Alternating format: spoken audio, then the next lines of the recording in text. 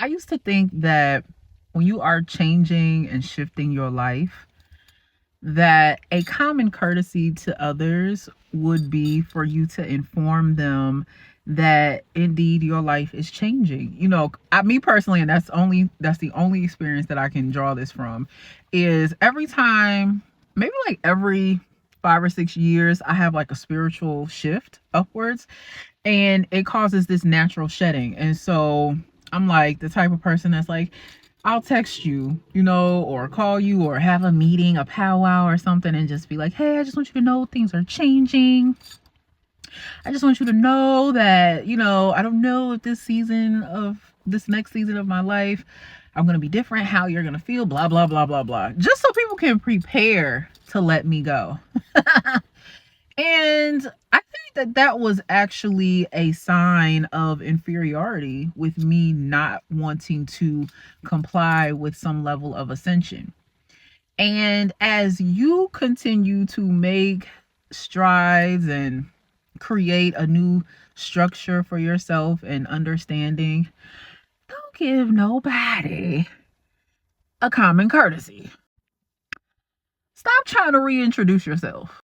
Stop trying to repackage what God, the Creator, is trying to represent you as. Stop trying to make nice with people that never had the capacity to hold you in the first place. Because the only reason why you are trying to maintain that relationship is because you feel safe being complicit in how they treat you in their lives. Honey, listen to sis, okay? You don't owe anyone a conversation, a text, a thank you, a goodbye, a nothing, okay? Because if they were so much in agreement and alignment with who you were, they would naturally fit the new rhythm. They would naturally ascend with you. They would naturally congratulate you. This is not something that you have to put somebody on about. You don't owe anyone. Listen to me. And then say this: I do not owe anyone a common courtesy for my growth.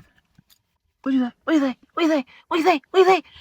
I do not owe anyone a common courtesy for my growth. Listen, I am very impassioned about this, okay? Because as I am approaching 40, right, and life is settling in my body, in my mind, in my emotions, and I'm making changes, and I'm getting liberated, and I'm doing the work. You see, I'm doing the work. God damn. Okay, as I make changes, especially as someone who is coming out of the spiritual closet, especially as a Southern descendant, Afro-Indigenous descendant of spirituality, and the modalities that I use to incorporate a healthier, more protected, fuller life, and I'm realizing how much I am outcasted, I am realizing I still have to live to where the calling is calling me.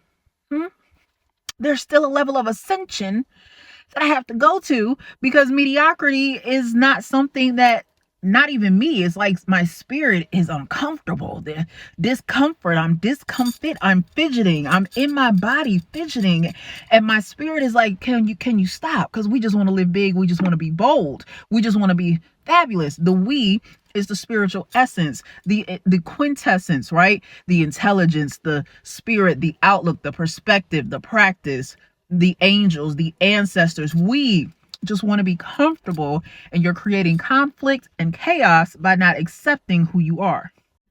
Over the past 5 or 6 months, it's now April 2026. Over the past 5 or 6 months, I have been letting people I know, in all these different type of ways. People I do business with, some of them don't want to do business with me anymore because I'm a practitioner in the things that I practice spiritually. And, they look at it as whatever they perceive it to be. I've lost friends. I have lost associates, people that I actually was like, I really want you. I really do. But when you're coming out of this shell, right? You're busting out of this cocoon into the embodiment of who you are. People are not going to agree. And it's okay to let them not agree and go about their way. Stop holding and maintaining these contractual obligations for how people viewed you. Truthfully, and I can say this from experience, you were only with them because you didn't have a self concept that self actualize the greatest, highest thought that the creator has for you. And so you were looking at yourself through the lens of other people. Nothing wrong with that. No judgment. I get it. Life happens, it distorts, it disrupts, and it will cause us to detour. Baby, I'm not judging you. But now we are in a knowledge, right? We are in an era, a time, a dispensation where you have got to realize you are a descendant of the Most High. Okay? You are a form of knowledge, an embodiment. I'm loving that word lately. You are an embodiment of the creator through the aspect that you ought to live. And it is an artistic illumination that you are supposed to follow. Know this. Okay? That's very big. Because when you see yourself in a divine way, when you see yourself in an elevated way, let's be very clear, right? Because spirituality is not all love and light and peace and harmony. Sometimes you got to have a little chaos in that to balance things out. Sometimes you got to be a little left with that right, okay? But all of that is already within you. And you don't owe anybody an apology. You don't owe anyone an explanation. I do not owe a common courtesy for my growth. Let's inhale and exhale real quick so we can put that into our body. Just let's expand that. I do not owe anyone an explanation.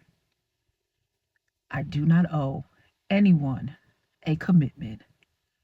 I do not owe anyone a common courtesy for my growth. Every time that I look at myself, right, especially with my birthday being in under 30 days, because I'm one of those people that loves my birthday. Like, I love it. It is a holiday. It's literally a holiday too. I just find that all the nooks and crannies that I overlooked in my healing process, they are becoming evident immediately. And so I'm auto-correcting my language about how I view myself, the mistakes that I made. Instead of calling myself stupid or dumb, or I'll be like, that was stupid, I automatically now can say, hold on, you're still learning. It's okay. Be gentle with yourself. Like, I literally talk to myself like that. I was hard on myself because people were nasty to me, because people were very vile to me. You know, I've always been a child. Like, when I was a little girl, I was a child of light until I wasn't, you know, and people made me that way. And I understand how you apologize over and over again, right? Repetitive self-degradation because someone else made you feel a certain way. All I wanted to say to you is that instead of viewing yourself the way that people view you, continue to be by yourself and isolate and feed your soul. And when you do that and you live off of the fullness of everything that you are, even the aspects that you have yet to envelop and develop, you're going to see that it is really a gift. You living in your fullest self, in your fullest potential. It is a gift to life. It is a gift to others. But more importantly, it is a gift to you and the Creator as an act of gratitude for saying, thank you for not allowing me to be like anyone else. Thank you for making me definitively awesome and complete just as I am, even if the purpose isn't revealed. I am so good. I am so great. And I do not owe anyone a common courtesy for who I am nor my growth.